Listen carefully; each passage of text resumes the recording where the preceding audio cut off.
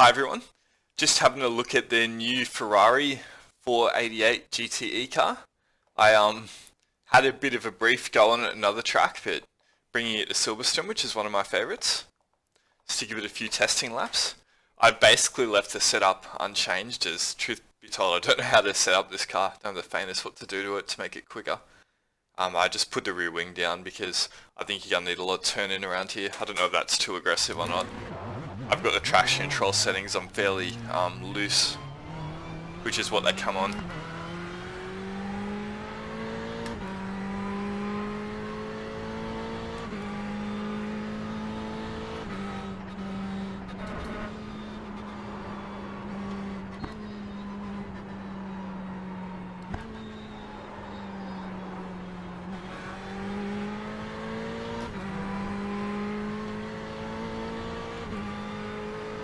Coming from an open wheeler, this is very different. It has significantly more understeer, but it has got a decent amount of aero, so you can really throw it in at the apex. The throttle, surprisingly, is very easy to modulate. I don't know if it's just I've got a variation of this track I'm on. I don't know if it's just I've got some traction control on, or if it's just the progressive nature, but it doesn't tend to spin up the rear wheels very easily.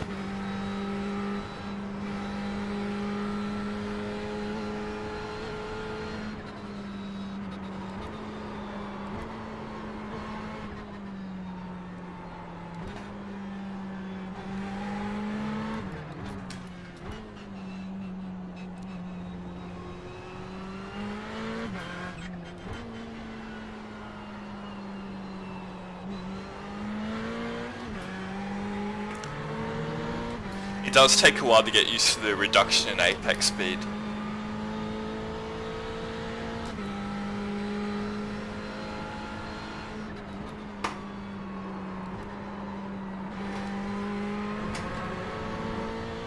But the power is nice, you can really take a different line to drive the car out of the corner.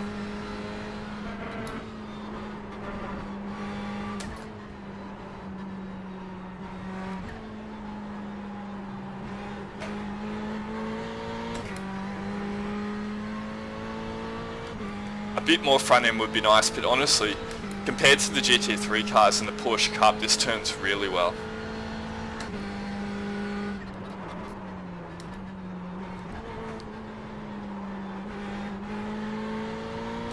Just get a fair amount of front brake to keep the nose down.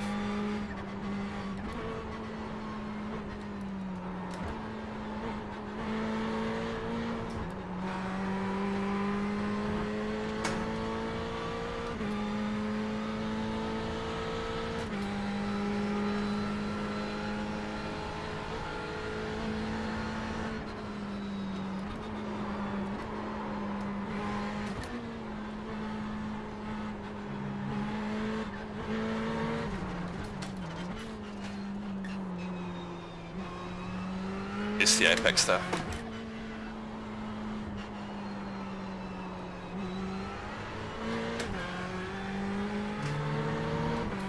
I'm being quite aggressive on the throttle. I'm not noticing any rear spinning much. Just mostly flying the front end. I've got lowest rear wing on too.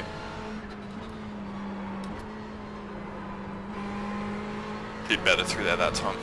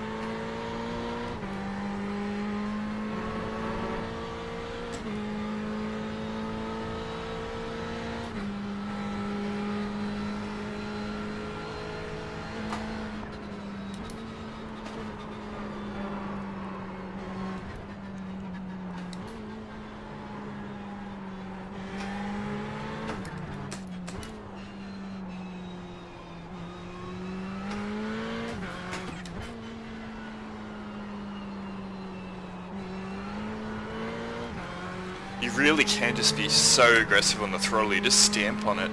The car doesn't spin off, and this is on fairly low traction control.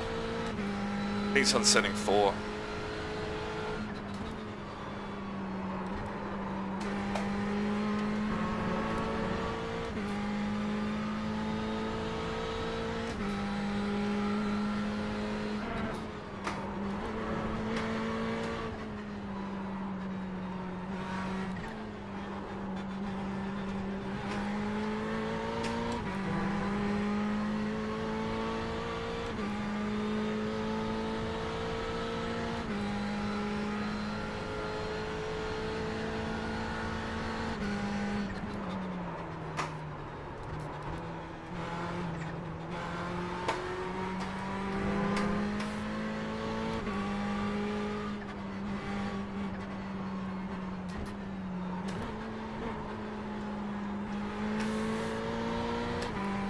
Sounds absolutely wonderful too.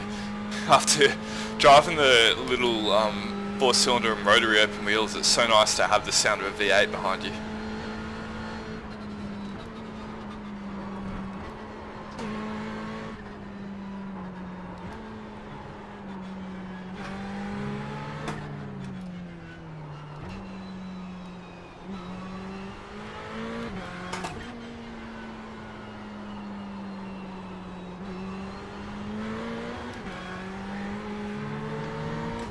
What a great car. This is so much fun to drive.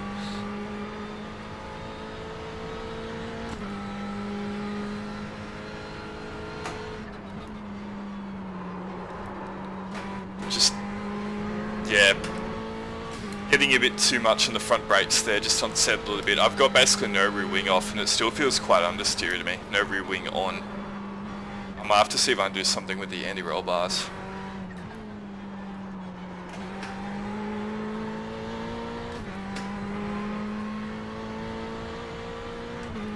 Tyres do start to go away from you fairly quickly, so you can't just lap after lap and try and improve your pit, and you find you notice you gain quite a little bit of time.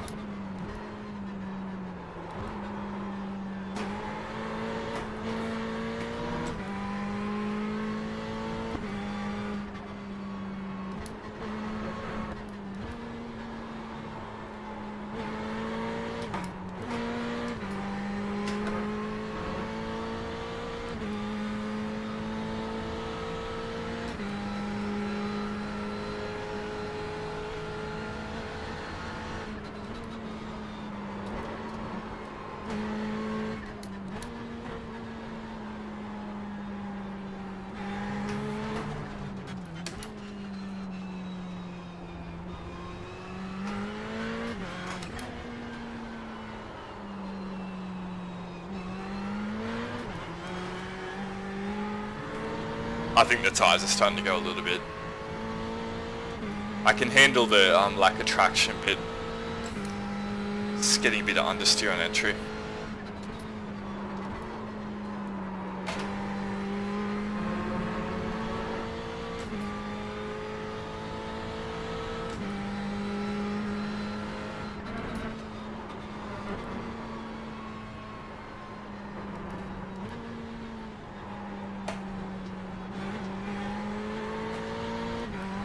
Great visibility too. A lot of the reason I dislike single seaters is it feels like you're really boxed into them and you can't get a good look around, but the visibility is fantastic even on just a single monitor.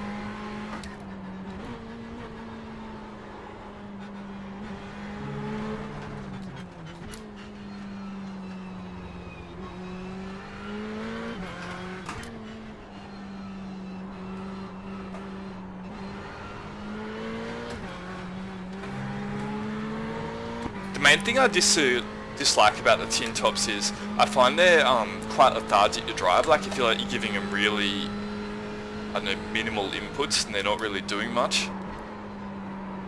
Yeah, I think the tyres starting to go on the front. But this doesn't feel that way. It's actually got pretty good turn in. It's not open wheel level turn in, but it feels so much more responsive than a lot of the tin tops I drive on here. Looks great too.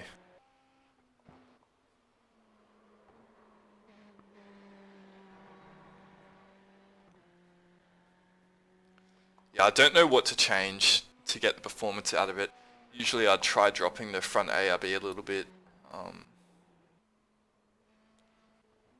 Maybe increasing the rear anti-roll bar a tiny bit.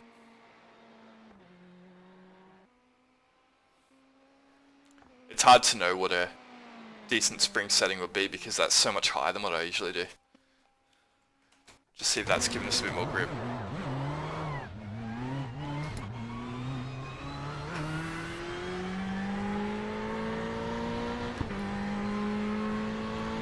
The virtual racing school setups are going to be very useful for this, as it's very different to any sort of open wheeler.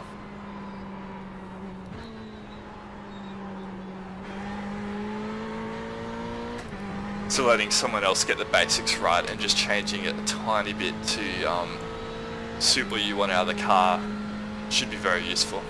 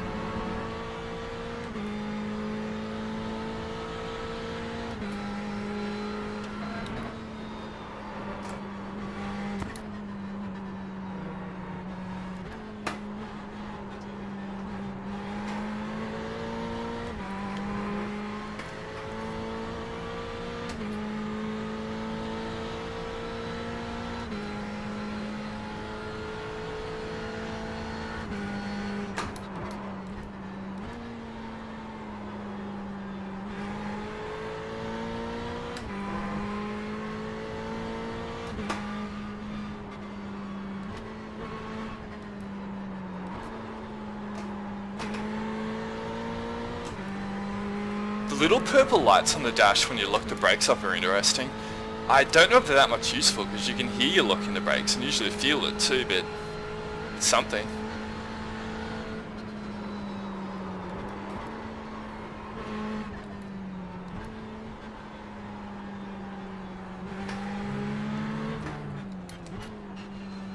Sloppy through that section.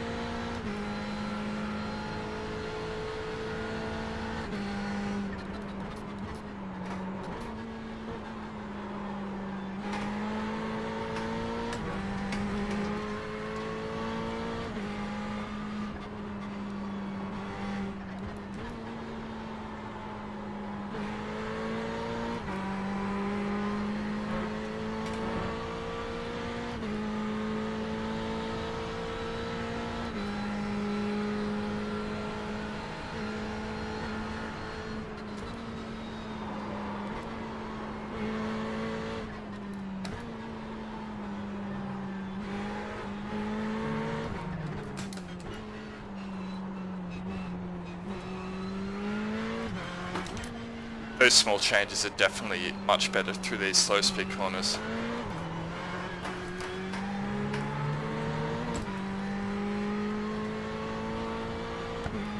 Although it's starting to get a little bit restless on throttle.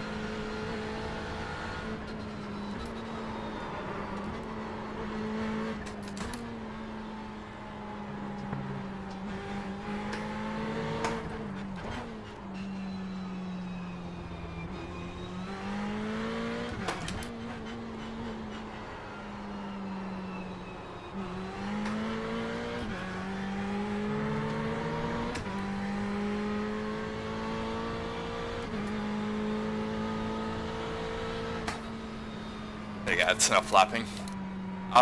What a great car. I think iRacing have done a fantastic job with this. It looks great, it sounds great, it drives great for a tin top.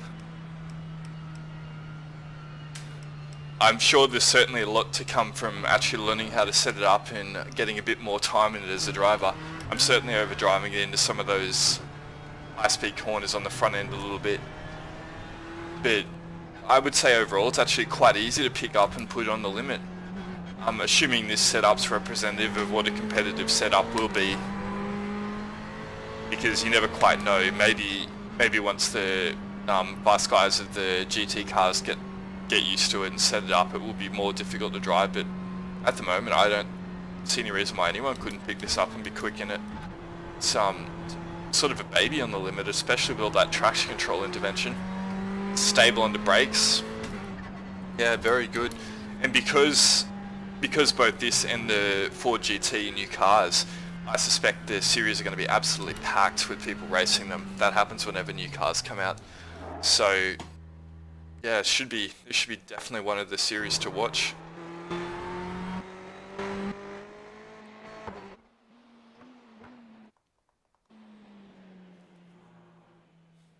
Something about a green Ferrari just looks wrong, but I run the same colours in every car.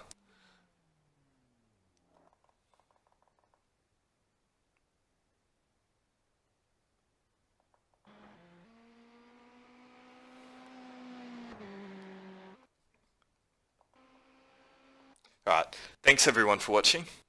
Catch you in the next video.